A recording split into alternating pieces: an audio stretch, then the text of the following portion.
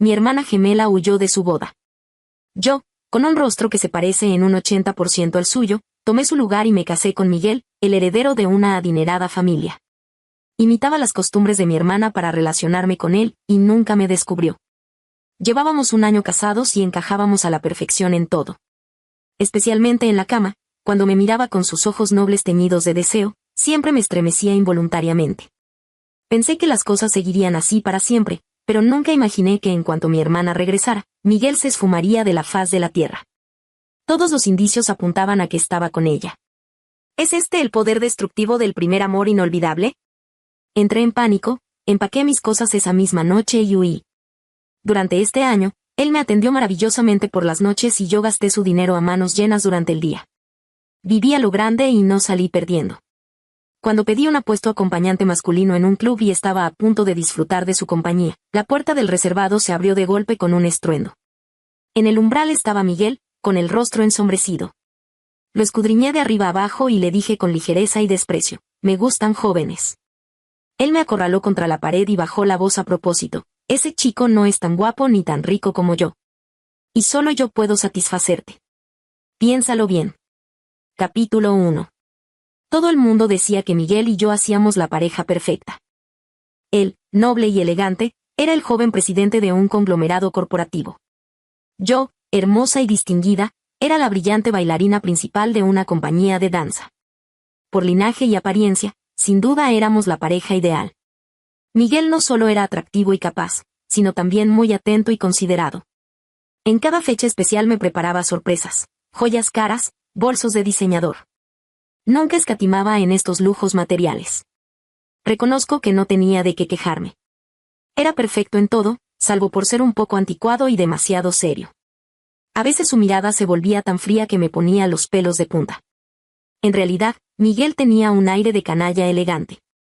Normalmente se mostraba distante e inaccesible, pero al quitarse el traje, su mirada agresiva se volvía casi palpable mientras recorría mi cuerpo. Más de una vez me besó hasta dejarme sin aliento y con las piernas temblando. Sobre todo en la intimidad, era extremadamente dominante y no aceptaba un no por respuesta. Siempre le gustaba inmovilizarme las manos con fuerza para que no pudiera moverme, cediendo por completo a sus deseos. Debo admitir que sus habilidades no estaban nada mal. Por la mañana, frotándome la cintura dolorida y con los ojos adormilados, me levanté y vi a Miguel de pie frente al espejo de cuerpo entero, arreglándose la ropa. El hombre tenía hombros anchos y cintura estrecha. Sus piernas, cubiertas únicamente por unos pantalones de vestir negros, se veían largas y rectas. Aún no se había puesto la camisa y la musculatura de su espalda estaba bien definida, marcada solo por unos cuantos rasguños de uñas, mis trofeos de la noche anterior. Giró la cabeza para mirarme. Su fino flequillo aún sin peinar caía sobre su frente. Sus ojos, bellamente formados como un estanque profundo, parecían mirar directamente al alma. De nariz recta y labios finos, su mandíbula tenía líneas algo frías y duras, pero con la sonrisa en sus ojos, toda su aura parecía mucho más cálida y suave. Miguel tomó su camisa del respaldo de la silla y comenzó a abotonarla uno por uno. A pesar de haber compartido la misma cama durante tanto tiempo, al mirar ese rostro, mi corazón no podía evitar dar un vuelco. Salí de la cama, pisé descalza la alfombra, me acerqué, rodeé su cintura con mis brazos y dije llena de sentimiento: «Miguel, eres mío». Miguel soltó una suave carcajada, palmeó mis manos y suspiró: de acuerdo, soy tuyo, pero ¿me dejas terminar de vestirme primero?» Asentí con un murmullo, retiré las manos y me quedé mirándolo vestirse. Levantar los brazos, arreglarse el cuello de la camisa, ajustarse las mangas. ¿Por qué movimientos tan simples se veían tan atractivos cuando él los hacía? Al notar mi mirada, Miguel se detuvo justo cuando iba a anudarse la corbata. Me la tendió y dijo con voz suave: «Ayúdame a hacer el nudo». Miré la corbata que me ofrecía, la tomé y extendí mis manos hacia su cuello. Miguel era alto, yo apenas le llegaba un poco más arriba del pecho, así que él se inclinó cooperativamente para que la corbata pudiera rodearle el cuello. ¿Cómo se hacía el nudo simple más básico? Mientras me debatía, la voz serena del hombre resonó sobre mi cabeza: «Haz un nudo Windsor». Hice una mueca. Ni siquiera recordaba cómo hacer un nudo simple, mucho menos un Windsor. «No sé cómo», dije desanimada. Al escucharme, Miguel no se enfadó, al contrario, su sonrisa se profundizó. «Yo te enseño». Dicho esto, soltó la corbata, tomó mis manos y me hizo rodear su cuello con ellas. Miguel me miró fijamente y, palabra por palabra, con mucha seriedad, como si de verdad quisiera enseñarme, me indicó. El extremo ancho por delante, el estrecho por detrás, formando una cruz. El extremo ancho se dobla hacia arriba por el interior y luego se saca por el centro. Pásalo hacia la izquierda, el extremo ancho rodea al estrecho, luego se dobla hacia la derecha desde adentro, y lo mismo en el lado derecho. Acomódalo y ajusta. Dóblalo de frente hacia la izquierda formando un lazo, y finalmente sácalo desde el interior. El nudo Windsor era realmente difícil, digno de llamarse el nudo de los caballeros. Cualquiera con un poco de mal genio o falta de paciencia jamás podría hacerlo. Los pasos eran tediosos y tortuosos, pero afortunadamente logré terminarlo. Después de eso, Miguel salió de casa luciendo impecable en su traje y zapatos de cuero como siempre. Miré su espalda alejarse y murmuré por lo bajo, lobo con piel de cordero. Capítulo 2. En la cena familiar del Festival del Medio Otoño, estaban presentes los padres de Miguel y los míos.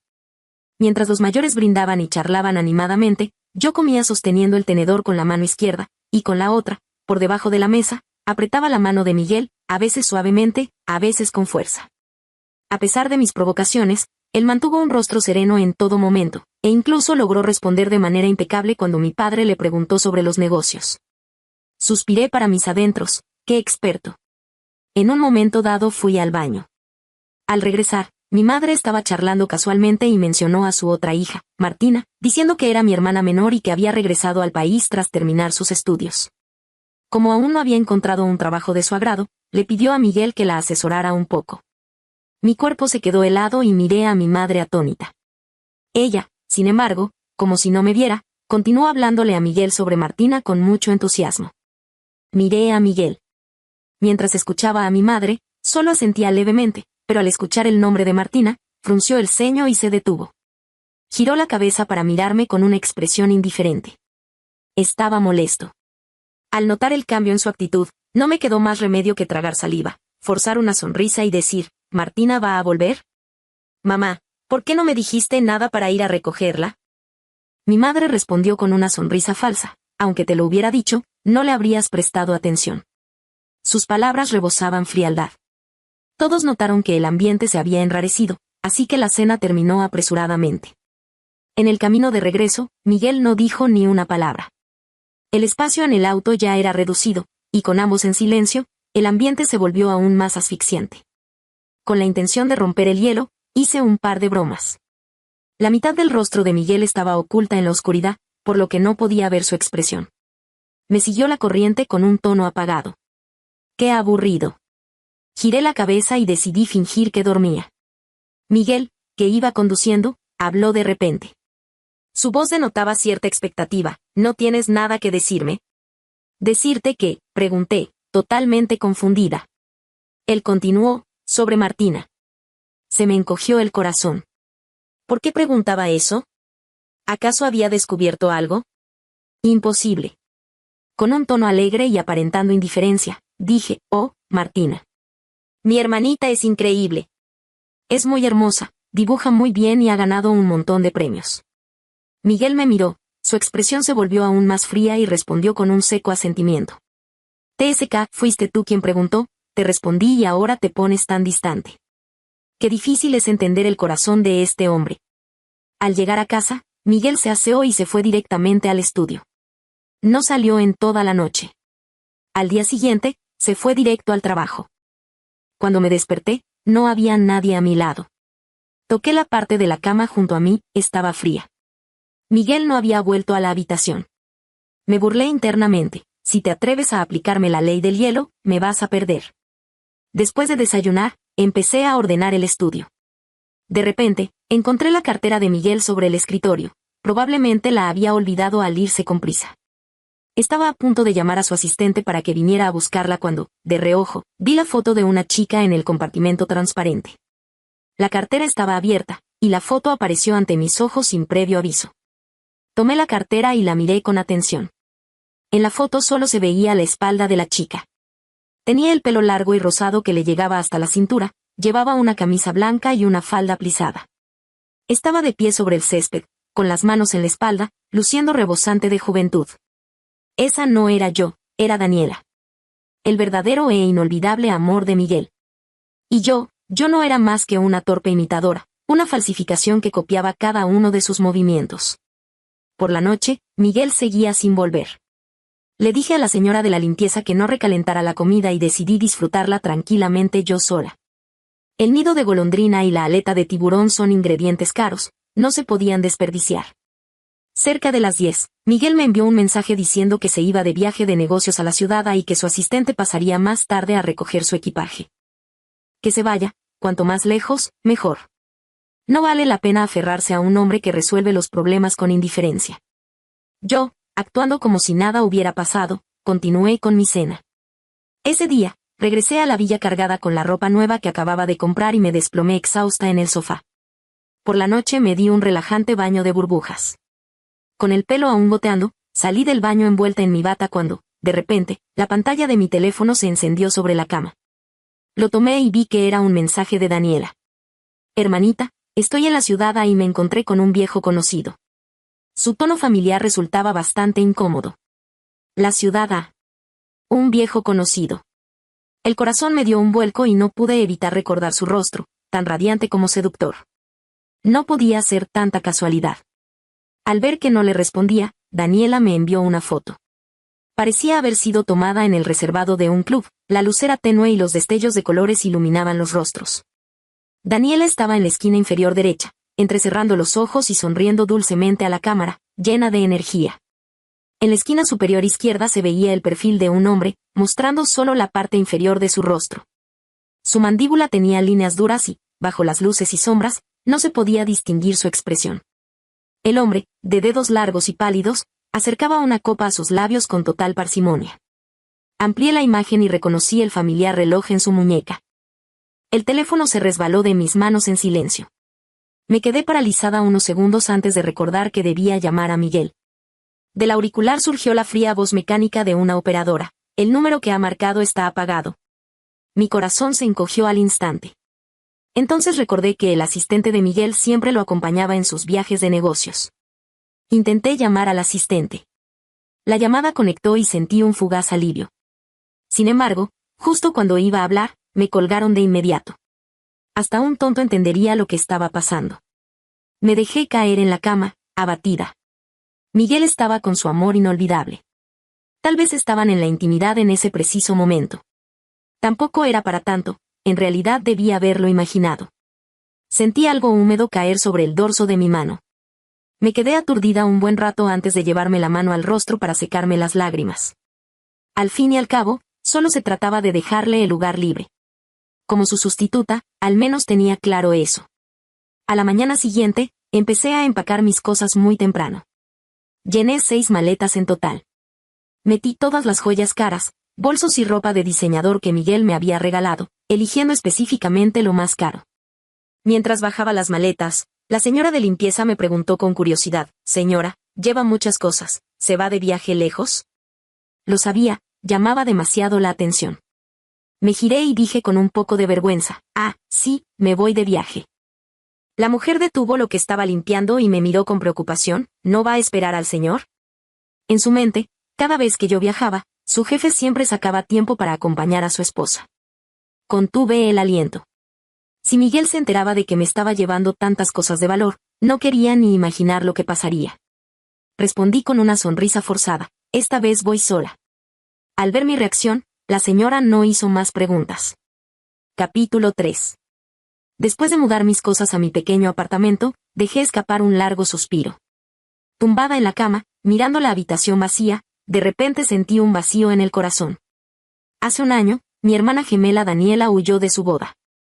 Nuestra madre, Laura, desesperada por no perder a un yerno tan adinerado como Miguel, acudió a mí. Como mi hermana y yo nos parecemos muchísimo, me pidió que me casara en su lugar. «Martina, aunque te dejé cuando tenías 10 años, yo pagué tu escuela exclusiva y tus estudios de arte. Ahora es el momento de que me lo pagues», me dijo en aquel entonces. En el pasado, mi madre Laura y mi padre Hugo eran una pareja envidiable. Laura era bailarina, hermosa y elegante. Hugo era un joven prometedor que dirigía una fábrica con cientos de empleados, por lo que pertenecían a una acomodada clase media. Poco después de casarse, tuvieron gemelas.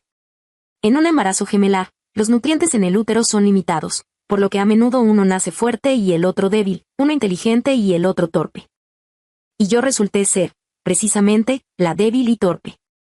Desde pequeña, mi hermana Daniela demostró un gran talento para el baile, extremidades largas, cuerpo flexible y muy inteligente. Aprendía todo rápido. Yo era diferente, mis extremidades parecían recién puestas, rígidas y torpes. Laura me enseñaba un movimiento y, por más que intentara imitarlo, no lograba aprenderlo. Una vez, Laura me golpeó la espalda con frustración y me dijo, ¿cómo es posible que haya dado a luz a una hija tan tonta? Con el tiempo, empecé a rechazar el baile y también a rechazar a Laura. Al ver que yo no servía para eso, centró toda su atención en la formación de Daniela. Con el paso del tiempo, todos sabían que la hija mayor de Laura tenía una figura hermosa y era extrovertida y alegre. La hija menor, en cambio, era callada e introvertida, no había heredado el talento de Laura para el baile y solo servía para seguir a Daniela a todas partes como su sombra. Cuando cumplí 10 años, nuestra familia sufrió un revés repentino. Mi padre, Hugo, se declaró en bancarrota. Nos volvimos pobres y tuvimos que mudarnos. Cuando a un hombre le va bien, tener a una esposa que es una bailarina elegante y hermosa es la cereza del pastel. Pero cuando un hombre cae en desgracia, toda esa elegancia y belleza le aterran. Empieza a pensar lo peor de ti, a creer que lo menosprecias y que coqueteas con otros hombres a sus espaldas. Hugo era exactamente así. Cuanto más pobre y miserable se sentía, más insultaba a Laura, llegando incluso a golpearla. Laura no pudo soportarlo más y solicitó el divorcio.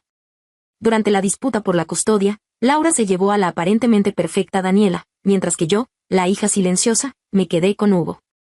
Más tarde, Laura y Daniela se mudaron cuando ella se casó con un hombre rico llamado Juan. En mi primer año de preparatoria, Hugo me buscó para decirme que se había quedado sin dinero y no podía seguir pagando mis estudios. Me exigió que dejara la escuela y me pusiera a trabajar para pagar sus deudas. Aterrada, viajé en tren durante un día y una noche, llamé a la puerta de Laura y le rogué que siguiera costeando mi educación. Laura se sorprendió mucho al verme, pero el tío Juan era un buen hombre. Tras hablarlo con Laura, me enviaron a un exclusivo colegio en la ciudad T. Fue allí donde conocí a Miguel. Era un día soleado y él subió al escenario como representante de los estudiantes en la asamblea de último año. Aún recuerdo la larga presentación que hizo el moderador, calificaciones sobresalientes, primer puesto durante los 3 años de preparatoria, campeón del concurso provincial de física y con admisión directa garantizada a la Universidad T. Yo, que apenas era un estudiante de nuevo ingreso, no pude evitar maravillarme. ¡Qué increíble! La luz dorada del sol, el rostro apuesto del chico y su voz clara y firme se abrieron paso directamente en mi corazón. Más tarde me dediqué a la pintura y finalmente logré entrar a la misma universidad que Miguel. Sin embargo, durante los 4 años de carrera, pasé prácticamente desapercibida para él. Por eso, cuando Laura me propuso tomar el lugar de mi hermana en la boda, acepté sin pensarlo 2 veces. Él me gustaba, y esa sería probablemente mi única oportunidad de cruzar caminos con él. Mis recuerdos se desvanecieron cuando mi mejor amiga, Isabel, llegó a mi casa. Me abrazó y suspiró aliviada. Mi pequeña, por fin te has librado de ese infierno. Dios sabe que durante todo este año no me atreví a buscarte para no delatarte. Solo a ti se te ocurre perder la cabeza, hacerle caso a tu madre y hacer una locura como casarte en lugar de tu hermana. Isabel hablaba sin parar como una ametralladora, no me dejaba pronunciar ni una palabra. Mientras se limpiaba las lágrimas y los mocos en mi ropa, de repente pareció recordar algo, levantó la vista y preguntó con preocupación, ¿no crees que Miguel te cause problemas? Me rasqué la cabeza y murmuré, no lo creo. Él es bastante generoso y, además, ahora que tiene lo que quería, no tiene motivos para buscarme problemas. Isabel asintió y agitó la mano restándole importancia. Tienes razón. La gente rica como ellos no suele ser tan mezquina. Después de charlar un rato, se agachó frente a mis maletas y empezó a rebuscar, soltando exclamaciones de asombro de vez en cuando. ¡Wow! Es una edición limitada. ¿Cuánto debe costar esto? Madre mía, qué diamante tan grande. ¿Cuántos quilates tiene? Tras husmear un rato, de pronto me preguntó, ¿qué es lo que más deseas hacer ahora? Negué con la cabeza y dije que no lo sabía. Isabel se puso de pie de un salto y dijo emocionada, pues salir a divertirnos con chicos guapos, por supuesto. Dicho esto, sin aceptar un no por respuesta, me arrastró para empezar a arreglarnos. Me llevó a una discoteca a bailar, diciendo que me ayudaría a iniciar una nueva etapa en mi vida. nos volvimos locas de fiesta toda la noche. Al día siguiente, me levanté de la cama con un dolor de cabeza insoportable y, para colmo, recibí una llamada de la prisión. Hugo había salido en libertad. Hace 3 años, acorralado en casa por sus acreedores, en un arranque de impulsividad tomó un cuchillo de la cocina y apuñaló a un hombre, por lo que fue condenado a 3 años. Fui a recogerlo para llevarlo al apartamento. Después de 3 años sin vernos, había envejecido mucho, su cabello estaba casi completamente blanco. Le entregué una tarjeta bancaria. Papá, aquí hay 50,000. Úsalos por ahora. Hugo tomó la tarjeta, murmuró un asentimiento y me preguntó qué había estado haciendo últimamente. Le respondí con evasivas. Entre nosotros siempre había existido una barrera invisible. Tras quedarse 2 días, Hugo dijo que no se sentía cómodo allí y que temía molestarme, así que prefería vivir por su cuenta. Le busqué un lugar, pagué el alquiler y se mudó. Esos 50,000 deberían ser suficientes para que se mantuviera por un tiempo. Pero nunca imaginé que los problemas causados por Hugo aún no habían terminado. Recibí una llamada de un número desconocido. Una voz amenazante me dijo que si no pagaba la deuda, le cortarían los dedos a Hugo. Cuando llegué corriendo, ya había 5 hombres fornidos en el pequeño cuarto de alquiler. Uno de ellos mantenía la cabeza de mi padre aplastada contra la mesa, con un cuchillo justo al lado de su mano, listo para caer en cualquier momento. Otros 2 estaban de pie, mirándome con ferocidad. Los 2 restantes estaban sentados en el sofá con las piernas cruzadas y el rostro lleno de malicia. Al verme entrar, el rostro amoratado de Hugo recuperó un poco de color y se apresuró a decir: «Martina, ¿no estás con Miguel? Ayúdame a pagarles rápido». Lo miré con frialdad. Uno de los hombres en el sofá habló: «El día que tu padre salió de la cárcel, nos pidió prestados 200,000, y acordamos que hoy nos devolvería 220,000. Si no tienes el dinero, le cortaremos un dedo primero». Miré a Hugo con incredulidad. Habían pasado solo 2 días. ¿Volviste a apostar?, le pregunté con voz severa. Desde que se declaró en quiebra, Hugo había desarrollado una adicción al juego, siempre creyendo que podría hacerse rico de la noche a la mañana y recuperar su antigua vida. Cerró los ojos, sintiéndose culpable. El hombre volvió a preguntar: «¿Vas a pagar o no? Si no pagas, se lo cortamos ahora mismo». Pensaron que me asustaría y sacaría el dinero de inmediato. Pero dejé mi bolso, me senté en la mesa de al lado y dije con total frialdad: «Córtenselo. Háganlo ahora mismo. No pierdan el tiempo». Hugo soltó un alarido, chillando como un cerdo en el matadero: «Martina, hija ingrata. ¿Acaso quieres matarme?». Todos se quedaron estupefactos, sin entender qué pretendía hacer esta chica. «Si no se lo cortan, me largo», dije. Apenas terminé de hablar, el matón que le sujetaba la cabeza presionó con fuerza. Hugo gritó de agonía varias veces. Le acababan de amputar el dedo índice de la mano derecha. Sudando a mares por el dolor, me fulminó con una mirada llena de ira. Saqué una tarjeta de mi bolso, la dejé sobre la mesa y dije en voz baja: «En la tarjeta hay 100,000. Cortarle un dedo vale ese precio. Ahora que la cuenta está saldada, se pueden ir». Los hombres se levantaron y me miraron con hostilidad. Les advertí: ¿de verdad creyeron que me atrevería a venir sola? La policía está a punto de llegar. Si me pasa algo, ninguno de ustedes podrá escapar. Al fin y al cabo, solo querían cobrar una deuda, no tenían necesidad de empeorar las cosas. Dudaron por un momento, pero finalmente se marcharon. Cuando estaban en la puerta, añadí: «Ya lo escucharon, Miguel es mi hombre. Conoce a mucha gente en la ciudad T, para él es solo cuestión de hacer una llamada. Y, por favor, avísenle a los demás que dejen de prestarle dinero a Hugo, o haré que Miguel se encargue de que no puedan seguir viviendo en la ciudad T». Capítulo 4. Después de que se fueron, extendí mi mano sudorosa, saqué el teléfono temblando y llamé al oficial de policía para decirle que todo estaba bien por mi lado. Todo lo que dije antes fue solo un farol, en realidad, también estaba muerta de miedo. Hugo ya se había desmayado por el dolor. Él es el tipo de persona que nunca aprende la lección. Tal vez solo dejaría de apostar si le cortaran todos los dedos. Después de llevarlo al hospital, Isabel vino a recogerme en su auto. ¿Acaso eres un imán para los patanes?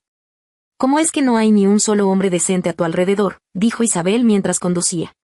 Suspiré: ¿yo qué voy a saber? Simplemente me tocó la mala suerte de tener un padre así. Isabel me llevó a un gran restaurante y pidió muchos platos, diciendo que era para ayudarme a pasar el susto. Al final, fui yo quien pagó la cuenta.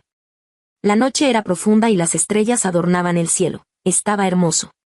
Isabel dio una palmada, la vida nocturna apenas comienza.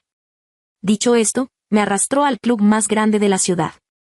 Mi propio dinero me lo había ganado con mucho esfuerzo, así que me dolía gastarlo así. Miré a Isabel con resentimiento. Esta amiga salía demasiado cara. Para entrar, usé la tarjeta adicional que me había dado Miguel. Isabel estaba muy entusiasmada. No pasó mucho tiempo desde que salió a dar una vuelta cuando regresó arrastrando a un hombre joven. Era bastante guapo, llevaba camisa y pantalones de vestir, pero se veía un poco inexperto. Ese traje formal no le quedaba muy bien, probablemente la ropa casual le sentaría mejor. Isabel me guiñó un ojo y dijo sonriendo, yo sí que te conozco, elegí justo tu tipo. El hombre agitó las manos apresuradamente, señoritas, se equivocan, yo no. A Isabel le molestó su palabrería y, con un empujón, lo hizo sentarse a mi lado. Le dijo al hombre con tono arrogante, acompaña bien a mi amiga. Si lo haces bien, regalarte un apartamento no será un problema. Casi me atraganto al escucharla. Vaya que se atrevía a decir cualquier cosa. Si no fuera por la tarjeta de Miguel, ni siquiera habríamos podido cruzar la puerta. Hice girar mi copa de vino y le pregunté al hombre con una sonrisa, ¿cómo te llamas? Desde que entró, el hombre ni siquiera me había mirado. Solo al escucharme hablar giró la cabeza y se quedó mirándome fijamente por un buen rato. Dijo un poco emocionado, tú, eres Martina, de cursos superiores, ¿verdad? Casi me ahogo con el vino. ¿Por qué otro conocido? Me señalé a mí misma y pregunté, ¿me conoces? El hombre asintió feliz, me llamo Daniel, también estudié en la Universidad T, 3 años por debajo de ti. He visto tus obras y me impresionaron mucho. Me cubrí la cara con una sonrisa forzada, qué casualidad. Empezamos a charlar. Lo pensé un momento y le pregunté, ¿en tan pocos años, el título de la Universidad T ya no vale nada? Daniel sonrió con ingenuidad, no, para nada. Las empresas que van a reclutar a la universidad son todas de las 500 mejores del mundo. Entonces, ¿por qué estás aquí? No terminé la frase, pero el significado era evidente. Daniel explicó con una mueca, no me malinterpretes, solo soy mesero aquí. Escuché que daban buenas propinas, por eso vine.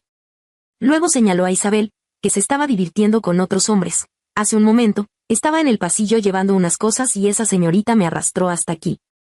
Miré a Isabel, estaba tan ocupada que ni siquiera nos prestaba atención.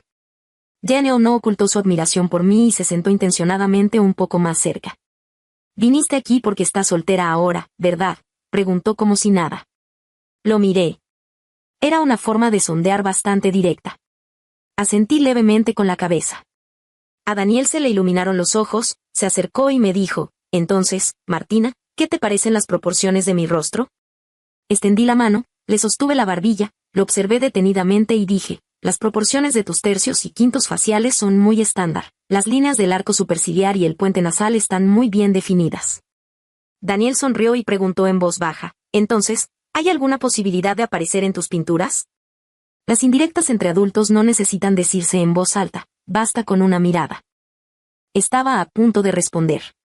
De repente, llamaron a la puerta del reservado con tanta fuerza que el sonido resultó estridente incluso por encima de la ruidosa música. Todos miraron hacia la puerta. Isabel se levantó de un salto y dijo enojada, ¿qué pasa? ¿No dijimos que no queríamos que nos molestaran? Se arremangó, lista para salir a discutir. La puerta se abrió y Miguel estaba de pie en el umbral, con el rostro pálido de ira. Isabel se encogió de inmediato y se escondió detrás de mí. Yo también estaba sorprendida. ¿Qué hacía él aquí? ¿No se suponía que estaba acompañando a su inolvidable primer amor? La mirada de Miguel era gélida. Por alguna razón, me sentí culpable y retiré discretamente la mano que sostenía la barbilla de Daniel. Al mismo tiempo, me maldije internamente por ser tan cobarde. No me ve, no me ve, no me ve. Bajé la cabeza, intentando fingir que no lo había visto. Un par de zapatos de cuero hechos a medida aparecieron ante mis ojos. Apreté los dientes, levanté la vista y dije, armándome de valor, señor Miguel, no lo conozco. Su mirada era tan fría como el hielo, lo suficiente para helarte la sangre. Miguel le dijo a Daniel, que estaba sentado a mi lado, con voz grave, señor, la mujer que está a su lado es casada.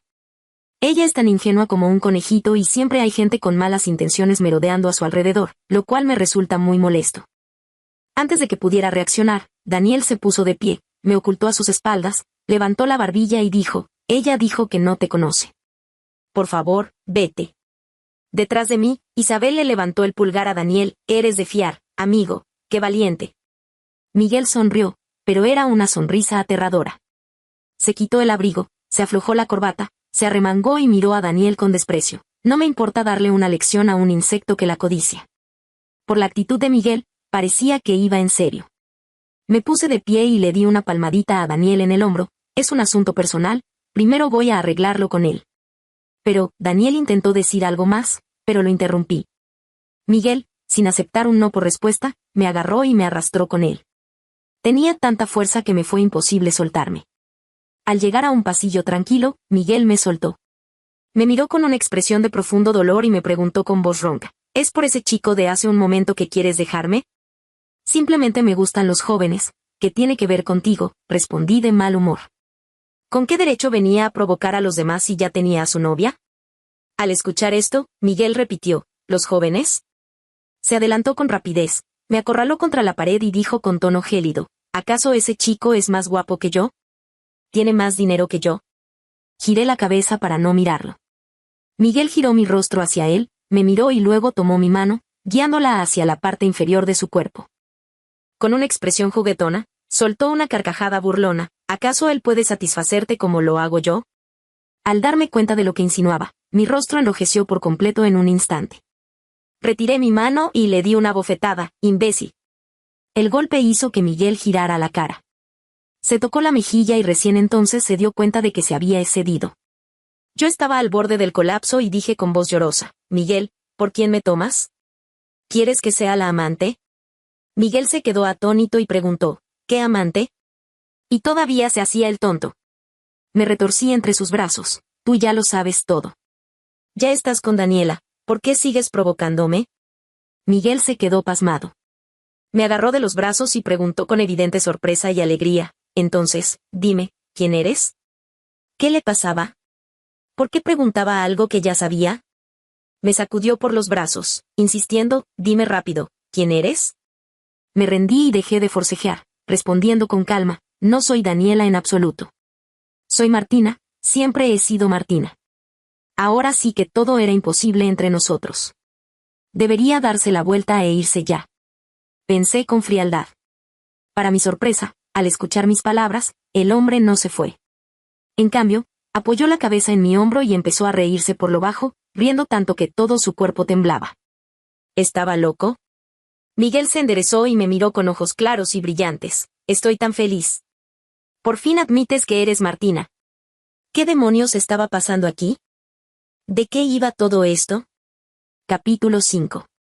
Miguel notó mi confusión y me explicó. Supe desde el principio que eras Martina, pero como siempre te comportabas como tu hermana cuando estabas conmigo, pensé que no te gustaba en absoluto y que te habías casado conmigo solo por la presión de tu madre. No sabes lo mal que me sentía cada vez que me hablabas con el tono de tu hermana. Por eso me esforcé tanto en regalarte joyas y ropa cara, pensando que, si solo te interesaba mi dinero, al menos me sonreirías al ver esas cosas. Nunca imaginé que en realidad también te gustaba. Evidentemente, esto me tomó por sorpresa. Me quedé helada en el lugar, sin poder reaccionar por un buen rato. Miguel, preocupado, pasó una mano por delante de mi cara. ¿Qué pasa?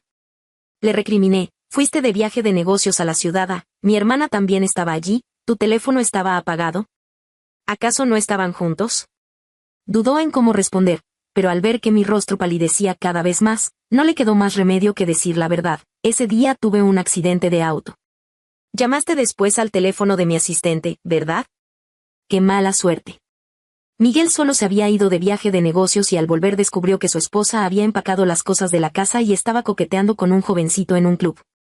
Solo Dios sabe cuánto esfuerzo tuvo que hacer para contenerse y no golpear a ese chico. Asentí. Fui yo quien le dijo que colgara. Eres tan observadora que seguro habrías notado que algo andaba mal, y no quería que te preocuparas, explicó. Saqué esa foto incriminatoria y le pregunté, ¿este reloj es igual al tuyo? Miguel me miró frunciendo el ceño y suspiró, ese fue el regalo de cumpleaños que me diste. ¿Cómo iba a usarlo por ahí para presumir? ¿Qué pasaría si se rayaba? Ahora mismo está guardado sano y salvo en mi mesa de noche. Bueno, todo eso tenía sentido. Espera, aún quedaba una duda. ¿Qué hay de la chica de la foto en tu cartera?, pregunté levantando una ceja. Seguramente no podría explicar eso. Miguel me miró con una expresión compleja y preguntó directamente, ¿no recuerdas la exposición de fotografía de nuestro primer año? ¿Primer año? ¿Exposición de fotografía? Miguel era el presidente del club de fotografía, y yo me había unido solo por él. Resulta que, a los pocos días de entrar, anunció en la asamblea de bienvenida que dejaba el cargo y que otro estudiante de cursos superiores lo asumiría. ¿Entonces me había unido para nada? Como ya estábamos en la fase de bienvenida y no podía retirarme, tuve que quedarme en el club todo un año. Al ver mi falta de entusiasmo, el club me asignó tareas de diseño para su cuenta en redes sociales. El día de la exposición hacía mucho calor y yo no tenía muchas ganas de ir. Mi compañera de cuarto, Isabel, insistió en que habría muchos chicos guapos, e incluso hizo una excepción y me ayudó a arreglarme. Me hizo poner una camisa y una falda corta, y me arrastró al evento. En cuanto llegamos al campo deportivo, sentí un calor sofocante.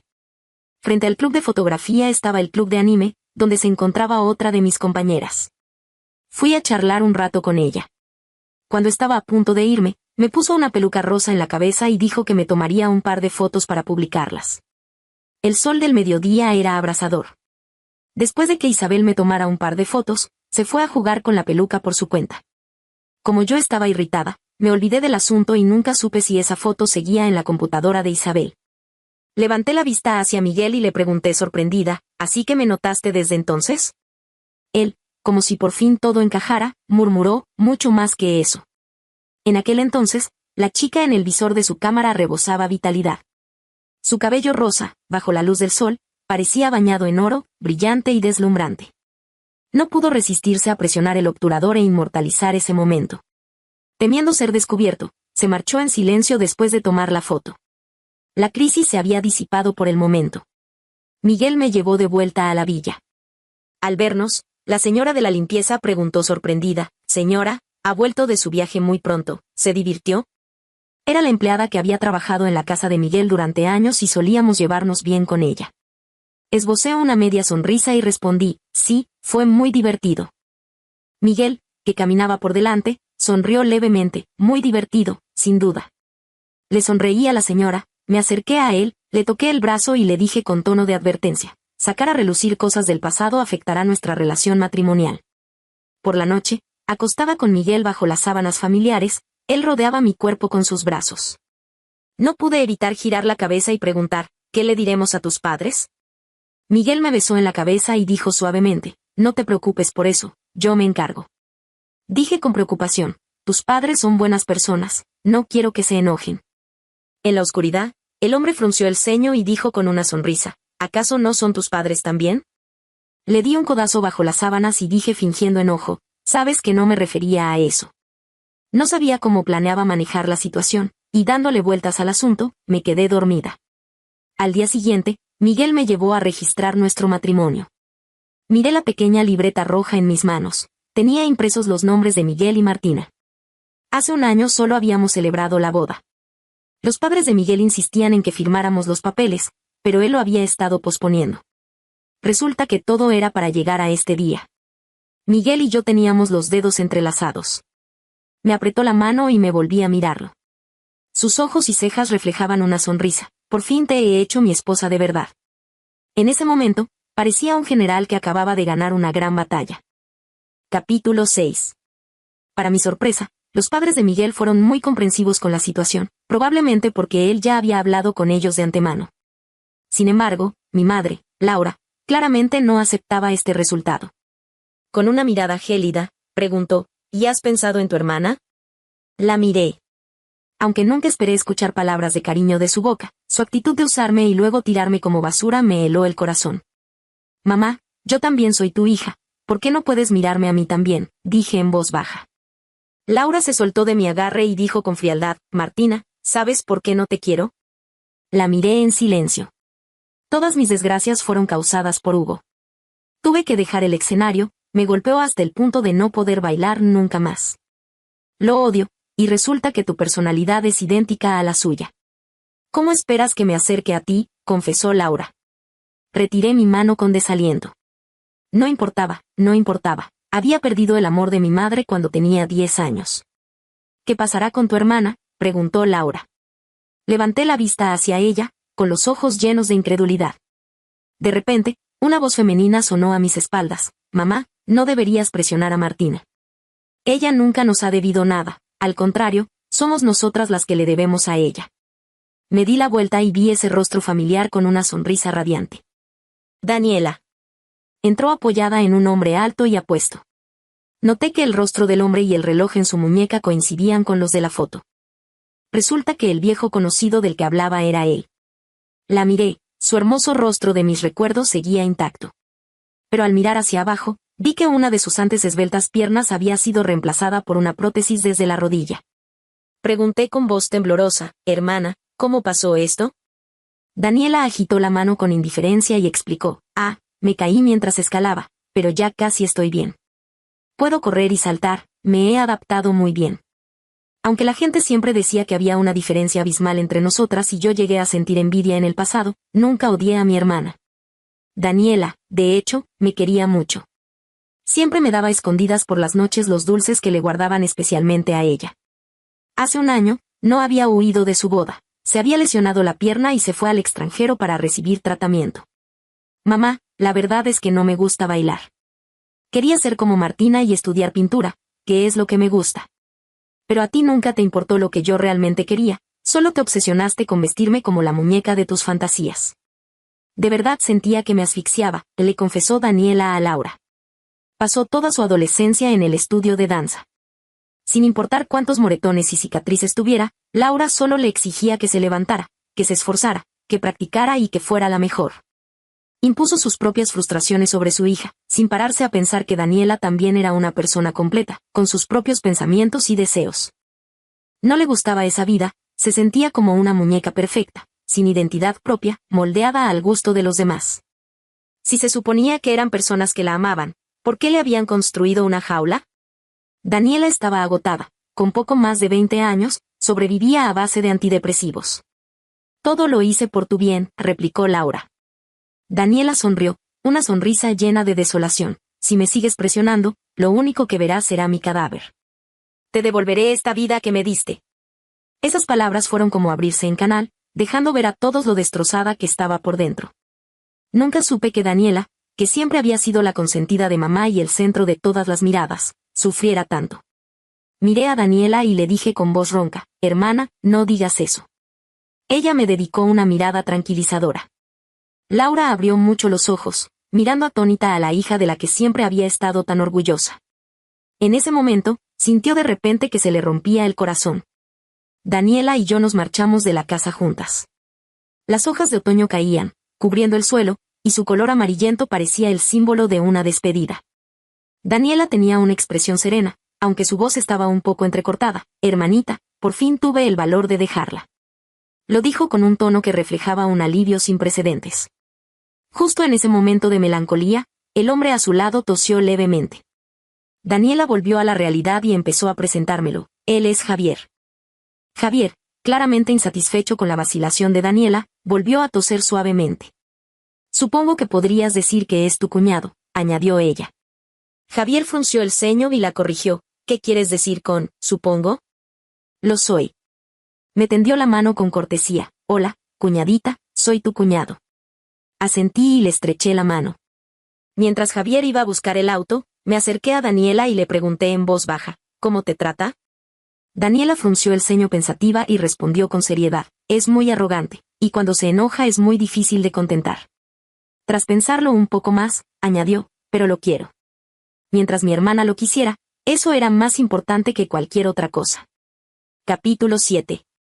Al regresar a casa, aún no era la hora de cenar y Miguel todavía no había vuelto. La señora de la limpieza entró al estudio cargando una caja. Le pregunté qué era y me dijo que eran unos adornos que el señor había encargado. Yo la abro, le dije. Dentro de la caja había pequeños y exquisitos adornos. Coloqué algunos en la estantería de cristal y otros sobre el escritorio. Cuando casi había terminado de ordenar, me dejé caer exhausta en su silla giratoria. Miré a mi alrededor y, de repente, la cortina en el lado izquierdo de la pared me pareció muy extraña. Por lo general, las ventanas están en los lugares donde da el sol, pero la izquierda era claramente una pared sólida. ¿Por qué habría una cortina de color oscuro colgada allí? Me acerqué y, con cuidado, descorrí la cortina. Un cuadro al óleo de un cuerpo humano apareció ante mis ojos. En el lienzo de 6 pies de largo por 4 de ancho, había un hombre con la parte inferior del cuerpo envuelta en una tela blanca y el torso desnudo. Sus músculos estaban bien definidos y brillaban con un resplandor seductor. Yacía en aguas cristalinas. El ala blanca de su hombro derecho estaba ensangrentada y destrozada. Solo se veía su perfil de facciones frías y severas, con los ojos cerrados, mientras una lágrima cristalina resbalaba por su mejilla. El hombre levantaba la mano, como si intentara aferrarse a algo en el vacío. La mitad superior del cuadro mostraba una ciudad colapsada, reducida a escombros, y en la parte inferior, una multitud armada con rostros feroces avanzaba hacia él. A un paso del cielo, a un paso del infierno. El ángel con las alas rotas no había logrado devolver la paz al mundo, por lo que los humanos, llenos de resentimiento, querían matarlo. Esta era mi obra. Después de ganar el concurso, la enmarcaron y la exhibieron. Más tarde, un comprador misterioso pagó un alto precio por ella, y ese dinero fue el que finalmente cubrió mis gastos para estudiar en el extranjero. Me quedé mirando el cuadro, atónita. ¿Aquel comprador misterioso era Miguel? Con un clic, la puerta se abrió y alguien entró. Era Miguel. Se acercó a mí y tomó mis dedos suavemente. Giré un poco la cabeza para mirarlo y vi cómo su apuesto perfil se superponía gradualmente con el del hombre del cuadro. Él era mi fuente de inspiración. Con voz clara, Miguel comenzó a contarme cómo fue nuestro primer encuentro. Durante toda la preparatoria, Miguel fue la figura más destacada de la escuela. Tenía calificaciones sobresalientes. En su último año ya tenía asegurado su ingreso a la Universidad TI, sumado a su gran atractivo físico, se podría decir que era el centro de atención de todos. Y ciertamente, tenía su orgullo. Cuando alguien está en la cima, es natural que despierte envidias. A Miguel le gustaba jugar al baloncesto, pero una vez, en la cancha, alguien le puso el pie a propósito y se torció el tobillo. Indignado, fue a reclamarle, pero resultó que el tipo era un sinvergüenza y también alguien que no aceptaba la derrota. Para colmo, las cámaras de seguridad estaban rotas. Miguel no tuvo más remedio que tragarse la injusticia en silencio. Sus compañeros lo ayudaron a llegar a la enfermería de la escuela. Como él no tenía que prepararse para el examen de ingreso a la universidad, los demás se apresuraron a volver a clases. Las sombras de los árboles se filtraban por la ventana junto con algunos rayos de sol, lo que lo irritaba aún más. Así que cerró la cortina para aislarse. La enfermera lo revisó y le dijo que no era nada grave, solo tenía que esperar a que bajara la hinchazón y descansar un tiempo. En la silenciosa habitación solo se escuchaba el rasgueo del bolígrafo de la enfermera al escribir. No pasó mucho tiempo antes de que una voz femenina y clara interrumpiera. «Señora, a mi compañera le duele el estómago, ¿podría darle algún medicamento?» La voz de la chica era tan dulce como el canto de un canario, aunque tenía un tono cauteloso que la hacía sonar un poco tímida. «¿Le bajó el periodo?», preguntó la enfermera. La chica asintió. La enfermera sacó unas pastillas del armario y se las entregó. Cuando la chica estaba a punto de salir, la enfermera la detuvo. «Martina, me quedé sin bolsas de hielo. ¿Podrías ir a la tienda a comprarme un par de paletas de hielo, por favor?» Detrás de la cortina, Miguel repitió ese nombre en su mente, Martina. La chica dudó y no se movió. La enfermera insistió, «Si no vas, no podré bajarle la hinchazón del pie al chico de al lado, y probablemente no podrá levantarse de la cama en todo el día». Al decir esto, señaló la cama separada por la cortina.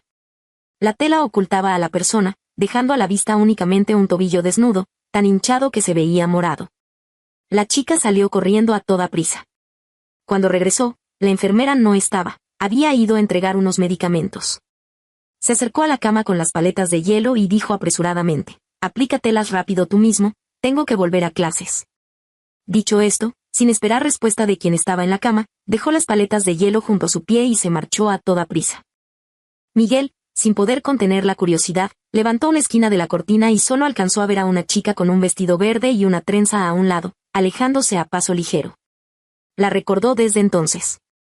Era una chica radiante, de personalidad tranquila, a la que le gustaba pintar. No pudo evitar empezar a prestarle atención. Pensó que sus caminos no volverían a cruzarse. Pero para su sorpresa, la chica logró ingresar a la misma universidad que él. En tan solo 2 años, se había convertido en una joven esbelta, elegante y segura de sí misma. En ese entonces, Él estaba ocupado aprendiendo a manejar los negocios de su familia y adelantando créditos para graduarse temprano, así que decidió no molestarla. Cuando su carrera profesional por fin se estabilizó, se enteró de que ella quería ir al extranjero para continuar sus estudios. Miguel pensó que esperar un poco más estaría bien. No podía interponerse en sus sueños. Pero temía que alguien más descubriera este tesoro oculto y comprara su obra a un precio elevado. Ella no lo conocía, y se preguntaba si aparecer en su vida de forma repentina la asustaría. A él mismo le causaba gracia. Era un estratega implacable en el mundo de los negocios, pero le aterraba la idea de asustar a una joven. Cuando la chica regresó al país, sintió que por fin había llegado el momento adecuado. Como seguía soltero, su familia había empezado a creer que no le gustaban las mujeres. Solo después de interrogarlo indirectamente y confirmar que su orientación sexual era heterosexual, se quedaron tranquilos. Sin embargo, seguir posponiendo el matrimonio no era una opción, así que pensaron en arreglar un enlace con una familia amiga de toda la vida. A Miguel le pareció ridículo. ¿En qué época vivían como para seguir haciendo matrimonios arreglados? Justo al bajarse del avión, estaba dispuesto a cancelar la boda. Pero la chica en la que pensaba día y noche apareció en el banquete nupcial, usando otro nombre. Miguel pensó que no importaba, su identidad daba igual. Mientras ella estuviera dispuesta a quedarse a su lado, eso era suficiente. Algún día lograría conquistar su corazón. Más tarde descubrió que el destino estaba de su lado. La chica que amaba, por casualidad, también lo amaba a él. Suspiré, ¿tan encantadora soy? ¿Te gusté desde entonces? Miguel sonrió, extendió la mano para rozarme la nariz y dijo en voz baja, así es, mi tesoro es sumamente encantadora. Me dejaste pensando en ti incluso antes de conocernos formalmente. Esas palabras me llenaron de alegría. Decidí recompensarlo. Miré hacia el sofá y le indiqué con la mirada a Miguel, quítate la ropa y acuéstate ahí. La sonrisa de Miguel se hizo más amplia, ¿qué vamos a hacer? Asentí, fui al dormitorio a buscar mis pinceles y, al volver, vi que Miguel tenía una expresión de sorpresa. No pude evitar apresurarlo, rápido, desvístete y acuéstate bien. Ya le había enviado un mensaje a la señora de la limpieza diciéndole que saliera temprano y que no se preocupara por nosotros hoy. Miguel, al ver las herramientas en mis manos, entendió lo que pasaba y empezó a quitarse la ropa prenda por prenda. Mientras observaba sus movimientos, murmuré, llevo un año sin tomar un pincel, espero no haber perdido la práctica. Miguel me preguntó qué tipo de cuadro iba a pintar. Lo miré y sonreí con picardía, como el que Jack le pintó a Rose. Iba a pintar un enorme cuadro al óleo del cuerpo de Miguel. Después lo incrustaría en el techo, para que solo yo pudiera verlo. Al final, el cuadro nunca se pintó. La pintura acabó derramada por todo el piso, el sofá quedó arrugado y todo fue un desastre.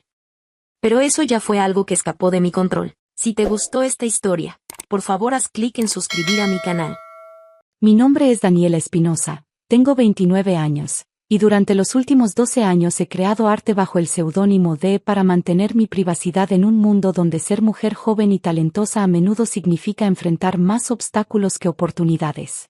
Lo que mi familia no sabe es que mis pinturas se han vendido en galerías de Nueva York, Londres y Tokio por cifras que superan el salario anual de la mayoría de las personas.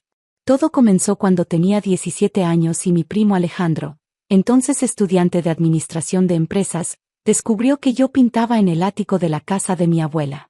Él tenía 24 años y acababa de regresar de un MBA en España con ideas grandiosas sobre inversiones en arte. Daniela, me había dicho mientras observaba mis lienzos, tienes talento natural, pero el arte es más que solo pintar. Se trata de networking, mercadeo, de entender el negocio. Si alguna vez quieres ser tomada en serio, necesitarás ayuda profesional. En ese momento, su oferta de representarme pareció genuina. Alejandro tenía contactos en galerías pequeñas, entendía los aspectos comerciales que a mí me abrumaban, y prometía dividir las ganancias equitativamente. Lo que no anticipé era que gradualmente comenzaría a presentarse como el curador artístico de mis obras, luego como el director creativo y finalmente como el artista principal mientras yo me convertía en su asistente talentosa. Durante los primeros años, la arrangement funcionó relativamente bien. Alejandro vendía mis pinturas en galerías medianas por precios decentes, y yo recibía suficiente dinero para concentrarme completamente en mi arte. Pero conforme mis obras comenzaron a atraer atención internacional, Noté que Alejandro empezó a tomar más crédito del que habíamos acordado. Para 2018, había desarrollado un estilo distintivo que combinaba técnicas clásicas mexicanas con influencias contemporáneas europeas. Mis pinturas exploraban temas de identidad femenina y resistencia cultural de maneras que resonaban profundamente con coleccionistas internacionales. Pero cuando las revistas de arte escribían reseñas, citaban a Espinosa como el genio detrás de las obras, mientras que D. era mencionada como una colaboradora talentosa. El punto de ruptura llegó el año pasado cuando Alejandro anunció que abriría su propia galería en la Roma Norte, el distrito artístico más prestigioso de la Ciudad de México. Es momento de que tengas tu espacio propio, me explicó, pero cuando vi los documentos legales, descubrí que la galería estaría completamente a su nombre, y yo sería listada como artista residente, esencialmente una empleada. Alejandro, le dije durante nuestra reunión en su oficina llena de mis propias pinturas, creo que necesitamos renegociar nuestro acuerdo. Daniela respondió con ese tono paternalista que había desarrollado a lo largo de los años, entiendo que quieras más reconocimiento, pero el mundo del arte es complicado. Tú eres brillante con el pincel, pero yo manejo la parte comercial. Cada uno tiene su rol. Fue en ese momento que tomé la decisión que cambiaría todo.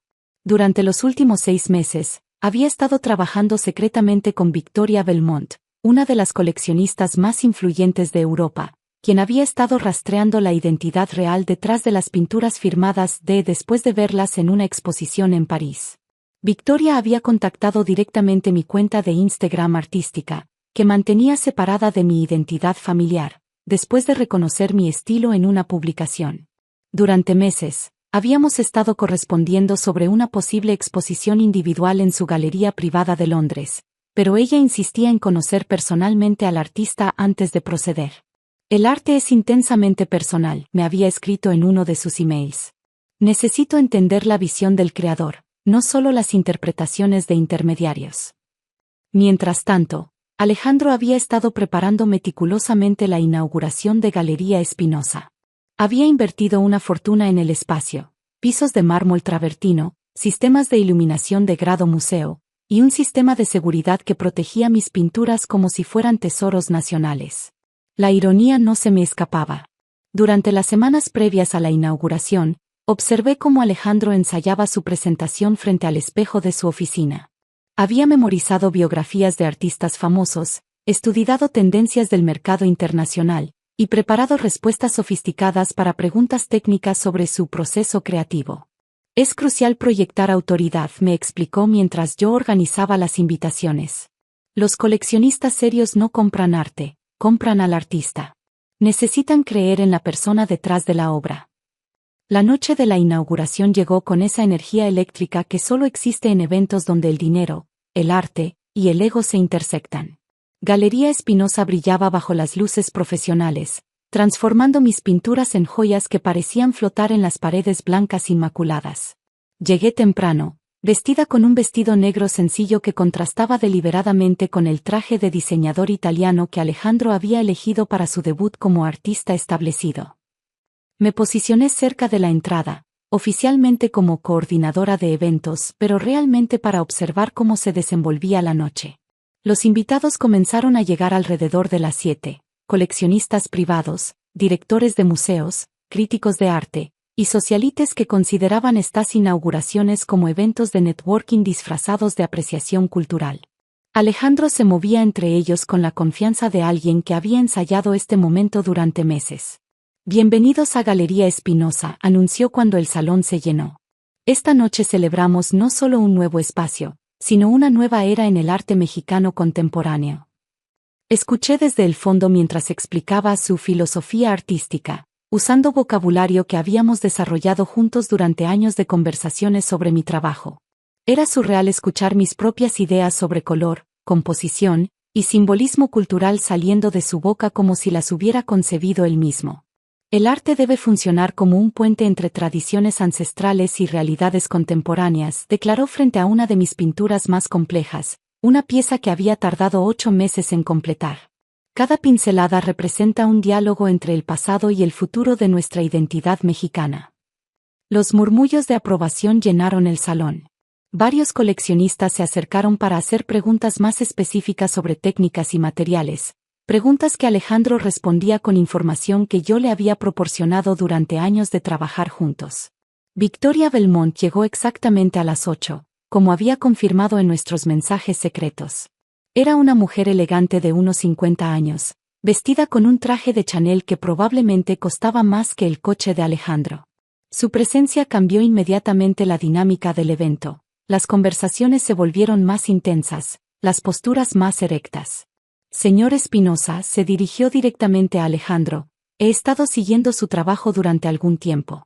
Sus pinturas tienen una autenticidad emocional que es rara en el arte contemporáneo. Alejandro prácticamente irradiaba satisfacción. Muchas gracias, señora Belmont. Invertir en arte real requiere sofisticación que personas como mi asistente Daniela simplemente no poseen. Es una diferencia entre entender el arte intelectualmente versus vivirlo visceralmente. Me señaló casualmente donde yo estaba arreglando catálogos, reduciéndome a decoración humana en su momento de triunfo. Victoria asintió pensativamente mientras caminaba hacia mi pintura más reciente, una pieza que exploraba la maternidad a través de símbolos prehispánicos. Esta obra en particular me fascina. Hay algo en la técnica de las sombras que me recuerda al trabajo de una artista que he estado intentando contactar. Una artista que firma simplemente como V. Vi cómo el color se drenaba ligeramente del rostro de Alejandro. Ah, sí, esa artista. He escuchado el nombre. Curiosamente, continuó Victoria, examinando de cerca las pinceladas, esta técnica de layering es idéntica a la que vi en las obras de Dee en París. La manera de aplicar los óleos, el uso específico de espátula para crear textura, es como una firma artística. Alejandro se aflojó la corbata nerviosamente. Bueno, hay muchas influencias compartidas en el arte contemporáneo. Es natural que existan similitudes. Fue en ese momento que Victoria se giró hacia mí con una sonrisa que indicaba que sabía exactamente lo que estaba haciendo. Disculpe, señorita, ¿podría acercarse un momento? Caminé hacia ellos sintiendo los ojos de todos los invitados seguir mi movimiento. Alejandro me miraba con una expresión que mezclaba confusión y pánico creciente. ¿Su nombre es Daniela?, preguntó Victoria con tono casual. Sí, señora. Daniela Espinosa, por casualidad. Efectivamente. Victoria sonrió ampliamente y se dirigió a toda la galería con voz clara y autoritaria. Damas y caballeros, tengo el honor de presentarles a la verdadera artista detrás de estas obras extraordinarias. Daniela Espinosa, conocida internacionalmente como Dee, es la genio que he estado tratando de localizar durante meses para una exposición en mi galería de Londres. El silencio que siguió fue tan completo que se podía escuchar el sistema de ventilación del edificio. Alejandro se quedó paralizado, su boca abriéndose y cerrándose sin producir sonidos. Esto es un malentendido, finalmente logró articular. Daniela es mi asistente, una artista talentosa, sí, pero yo soy el creador principal del autorretrato emocional número 7, interrumpió Victoria, señalando una pintura específica. ¿La pieza que explora la violencia doméstica a través de la perspectiva femenina? Interesante que un hombre haya capturado tan auténticamente la experiencia del miedo femenino. Alejandro se quedó sin palabras. Victoria continuó dirigiéndose a los invitados. He estado correspondiendo con la señorita Espinosa durante meses sobre una exposición individual. Sus obras han sido vendidas en mis galerías de Londres y París por precios que superan los 200.000 euros cada una. Los murmullos de los invitados se convirtieron en conversaciones abiertas. Varios coleccionistas se acercaron a mí directamente, ignorando completamente a Alejandro, quien permanecía inmóvil en el centro de la galería como una estatua rota. Señorita Espinosa, me dijo el director del Museo de Arte Contemporáneo, ¿podríamos hablar sobre una retrospectiva para el próximo año? Durante las siguientes 2 horas, me encontré en el centro de las conversaciones más importantes de mi carrera artística. Ofertas de exposiciones, comisiones privadas y colaboraciones internacionales llovían mientras Alejandro observaba desde una esquina, su sueño de ser reconocido como artista desmoronándose en tiempo real. Cerca del final de la noche, se acercó a mí con una expresión de derrota total. Daniela, podemos resolver esto. Somos familia, Hemos trabajado juntos durante años. Tienes razón, Alejandro, respondí con calma. Hemos trabajado juntos. Yo he creado arte, y tú has tomado crédito por él. Eso se acaba esta noche. Victoria, quien había estado observando nuestro intercambio, se acercó con documentos en la mano. Señorita Espinosa, tengo contratos preliminares para 3 exposiciones individuales en Londres, París y Nueva York.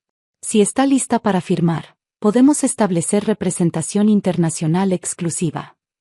Tomé los documentos con manos que apenas temblaban. Después de años de permitir que otros hablaran por mi arte, finalmente tenía la oportunidad de hablar por mí misma.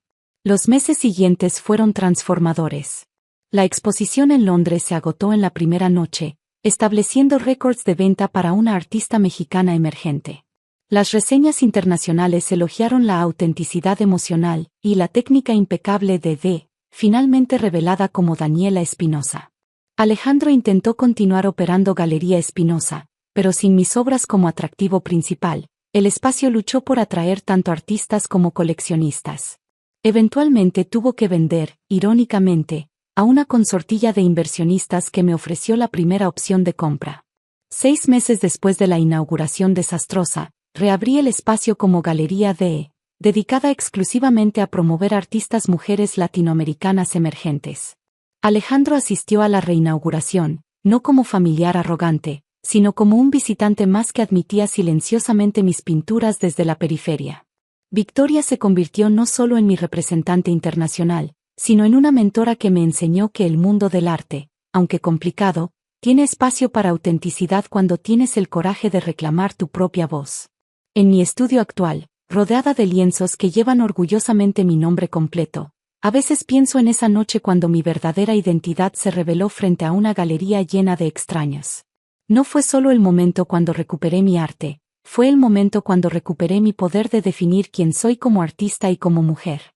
Porque al final, el arte más poderoso no es aquel que impresiona a críticos o vende por millones, sino aquel que te permite finalmente firmar tu propio nombre sin pedir permiso a nadie más.